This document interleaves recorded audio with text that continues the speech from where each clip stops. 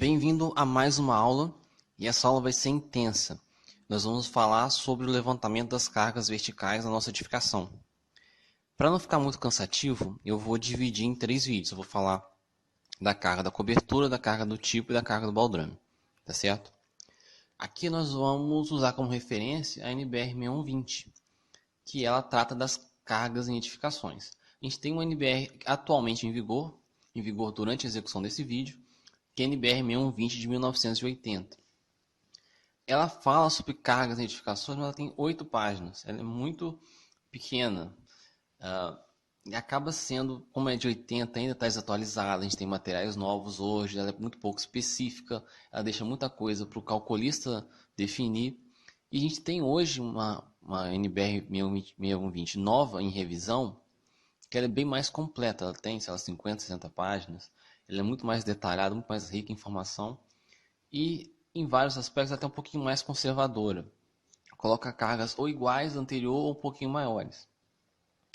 Por conta disso, dela ser mais específica e mais conservadora, igual ou mais conservadora, eu vou trabalhar aqui em cima dessa NBR nova, tá certo? Vocês vão ver aqui que ela cai como uma luva para muita situação que a outra NBR deixava vago, deixava para você descobrir. O único item que eu me lembro agora que a carga ficou menor na revisão foi a carga de alvenaria, mas é justificável e a gente vai ver aqui por quê, tá certo? Então vamos começar aqui vendo as cargas da cobertura. Aqui eu tenho, por exemplo, normalmente a cobertura eu tenho aqui, ó, tem caixa d'água, tem telhado, eu posso ter um revestimento de piso em cima da laje, eu vou ter um revestimento na parte de baixo da laje, que é teto do pavimento tipo de baixo, né? Eu posso ter alguma carga de utilização e eu tenho a platibanda em volta da minha cobertura, tá certo? Nós vamos ver como calcular cada um desses. Caixa d'água, eu considerei aqui uma caixa d'água da Tigre de 2.000 litros, tá? Só como exemplo. Eu peguei aqui do lado os dados técnicos lá no site, né? Aqui, primeiro eu vou mostrando aqui que eu tenho um peso de 2.000 litros, eu tenho 35 quilos a caixa d'água em si vazia, pura. Então a gente vê que é tão pouco o peso da caixa d'água perto do volume, 2.000 litros tem 2 toneladas de água e pesa 35 quilos. Então a gente pode desprezar o peso da caixa d'água, né? Convenhamos. Mas vamos lá. Aqui vamos calcular qual que seria a carga, né? A carga é o volume 2.000 litros, né? O certo é você pegar o volume, não o volume nominal, é o volume até o nível do extravasor, tá? Porque a caixa d'água ela vai encher até certo ponto, né? Tem a boia ali que quando a água chegar naquele nível, que é o tanto que ela pode encher, quando ela chegar naquele nível, a boia desliga a água, para de entrar água. Então ela chega, vamos dizer, chegaria aqui em 2.000 litros. Se a boia der defeito, a caixa vai continuar enchendo. Ela vai encher até chegar no nível do extravasor, tá certo? Então, certo é a gente considerar a carga até o nível do extravasor. Para reservatórios de concreto, que são reservatórios que costumam ser maiores, eu trabalho com isso. Eu procuro saber lá qual altura vai ficar o extravasor e tal, porque aí costuma dar uma diferença. Para caixa d'água assim de fibra, igual essa aqui, não dá pouca diferença, então nem chego a quebrar a cabeça com isso não, tá? Eu pego o volume mesmo da caixa d'água. Seria 2.000 litros, que dá 2 toneladas ou 20 kilonewtons, tá? Essa carga aqui, quando a gente está trabalhando com cálculo manual, como que a gente faz? Vamos dizer que essa caixa d'água fosse apoiada na laje L1. Eu pegaria essa carga de 20 kN e dividiria na área da laje L1. Seria aqui a área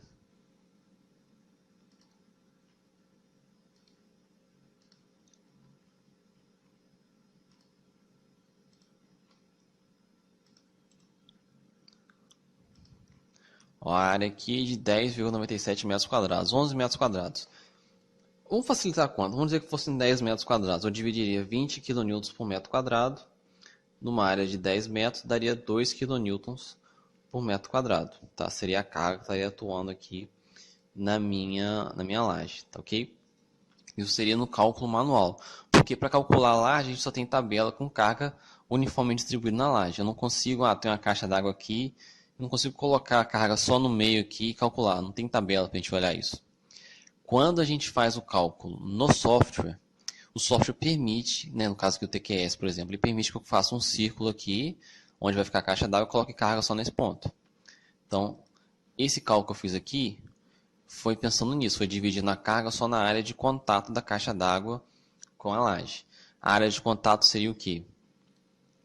Eu tenho aqui a caixa d'água, eu vou ter aqui o diâmetro, eu só pegar pelo diâmetro aqui eu calculo a área de contato, né? Vai ser π vezes o diâmetro ao quadrado dividido por 4. O diâmetro D2, o D2 para uma caixa de 2000, D2 é 1,52. Então, isso aqui tem, ó, π vezes d ao quadrado dividido por 4, eu tenho a área de contato, eu dividi os 20 pela área de contato, cheguei nessa carga aqui de 11 kN/m² aplicada apenas na base, tá? Igual eu falei, se fosse aplicada na laje inteira, dividiria ele pela área da laje toda. É mais assertivo, tá, a gente fazer desse jeito. E quando você estiver fazendo o cálculo no software, é melhor você fazer assim, tá certo? Ó, telhado. Vou considerar aqui um telhado com telha de fibrocimento, com espessura de 8 milímetros e estrutura de madeira. Aí a gente vai ver aqui na norma nova, ó, tem uma tabelinha aqui linda, que já dá pra gente muitas coisas, ó. Telha de fibrocimento ondulada, espessura até 5 milímetros e estrutura de madeira.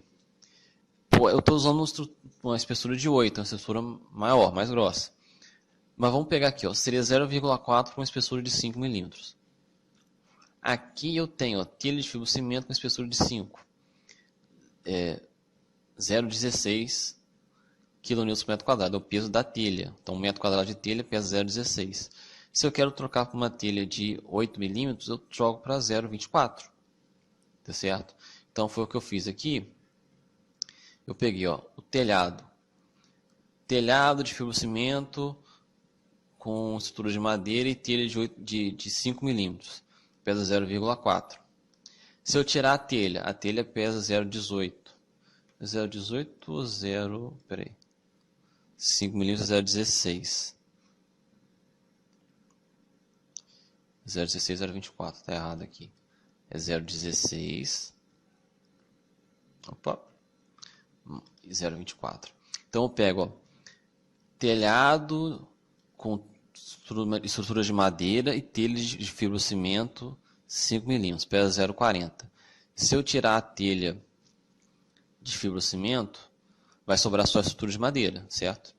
E aqui, em cima da estrutura de madeira, eu coloco o peso da telha de 8 milímetros, tá certo? Então, eu cheguei nesse 0,48. Se você quiser ser um pouquinho mais cri-cri, 0,4 sobre 0,16 vai dar 0,24, né? Então, 0,24 seria uma estrutura de madeira para suportar uma telha que pesa 0,16. Se eu botar uma telha que pesa 0,24, eu vou precisar de uma estrutura mais robusta. Então, a gente poderia vir aqui, pegar o peso da estrutura e fazer uma regra de 3. Então, isso aqui é o peso da estrutura de madeira para suportar uma telha de 0,16. Então, se eu pegar... Eu poderia dividir por 0,16 e multiplicar por 0,24 para saber qual seria o peso de uma estrutura de madeira para suportar uma telha de 0,24 kN/m². Cheguei em 0,36. Agora que eu defini a estrutura de madeira, agora eu posso vir e somar o peso da telha, que é 0,24, vai dar 0,60. Seria assim, até um pouco mais assertivo, porque botando uma telha mais pesada, a estrutura também tem que ficar mais robusta, né? Embora a telha seja tão levinha que ela talvez nem impacte tanto assim na estrutura de madeira, né? Mas, enfim, isso aqui seria mais assertivo, né? Aqui a gente poderia ter revestimento de piso, né? No caso, aqui tem um piso na parte, um revestimento na parte de cima da laje, na parte de baixo. Como eu estou colocando telhado em tudo, eu não vou ter revestimento, tá certo? Mas você poderia ter, se você tiver um terraço na cobertura, ao invés de telhado, você vai fazer pelo menos um contrapiso ali para nivelar, talvez você faça um piso, então você teria que considerar o piso de revestimento. Então aqui, como não tem, como é tudo telhado, eu botei 0 aqui. Revestimento inferior, a parte inferior da laje cobertura é teto do pavimento tipo. Então, eu vou ter o que ali? Eu vou ter forro de gesso, que vai ser o acabamento ali da parte de baixo da laje. E aqui eu tenho também uma tabelinha bonitinha, por isso que eu falei com essa norma aqui, muito mais específica, ó. Forro de gesso em placas, incluindo estrutura de suporte, 0,15. Foi esse que eu usei? Ó, 0,15. Forro de gesso em placas, incluindo estrutura de suporte. Aqui, carga de utilização. Eu considerei aqui cobertura com placas de aquecimento solar. Vamos ver aqui de qual... rapidinho, lembra que eu falei do nível da água? O nível da água adotado para o cálculo de reservatórios, tanques, blá blá blá, deve ser igual ao máximo possível compatível com o sistema de extravasão. Por isso que tem que chegar até o nível do extravasor. Ok? Isso aqui, se eu não me engano, é da NBR 618. Então vamos ver aqui aonde que eu achei aquilo do...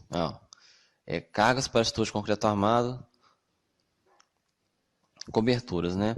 Aí tem aqui estojo de concreto armado, papapá. Na cobertura, tem aqui com acesso apenas para manutenção ou inspeção. Antes da norma antiga, quando era só acesso para manutenção, inspeção, a gente considerava a laje sem acesso ao público. A laje de forro sem acesso ao público.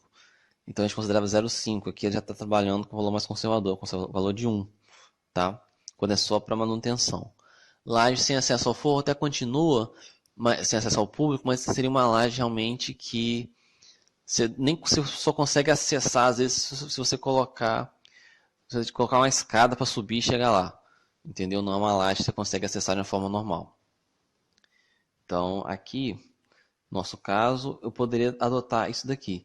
Eu adotei a de baixo com placas de aquecimento solar ou fotovoltaicas, por quê? Pensando num futuro, né, em que talvez fique mais viável, que cada ano que passa o sistema fotovoltaico fica mais viável e fica mais comum. Ainda é uma parcela pequena, mas pode ser uma tecnologia que venha a se expandir e ser utilizada de forma mais ampla. Então, e assim, vira e mexe, eu estou ouvindo falar de conhecidos meus que estão sendo contratados para verificar uma cobertura para ver se ela suporta a carga do sistema fotovoltaico. Então, para já pensar lá na frente, já pensei em adotar aqui a cobertura preparada para suportar um eventual sistema fotovoltaico, ok? Isso aqui, na verdade, é combinado com o cliente. Às vezes, né, você está com um edifício que a área dele é tão pequena, às vezes é um edifício alto, mas a área em planta é pequena. Eu executei há pouco tempo, era 12 por 30 o terreno e 13 andares. Então, é um edifício alto, eram muitos apartamentos, eles fizeram até o estudo, e assim, a área de telhado era tão pequena que nem era a cobertura toda que era telhado, tinha um salão de festa em cima. Então a área de telhado era tão pequena que ia aproveitar tão pouco que não ia compensar você colocar um sistema fotovoltaico lá. Mas dependendo de uma escola, uma área bem ampla, né, que é baixa e a área que é ampla, às vezes seria uma solução bacana. Então, isso aí é meio que para combinar com o cliente. Então, aqui eu coloquei aqui só realmente para chamar a atenção sua disso. Então, platibanda, considerei aqui 1,20 m platibanda, tijolo 9,1929 com 1 cm de argamassa de assentamento e 2 cm de reboco. Então, aqui eu tenho essa tabela aqui.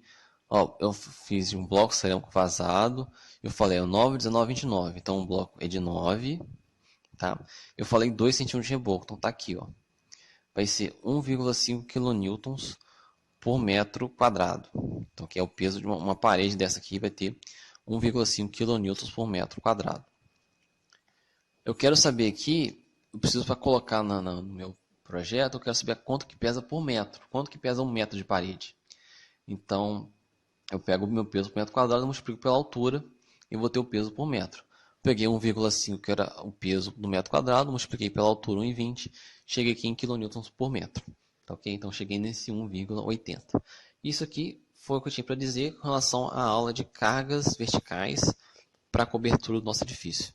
Tá? Vou ficando por aqui e até a próxima.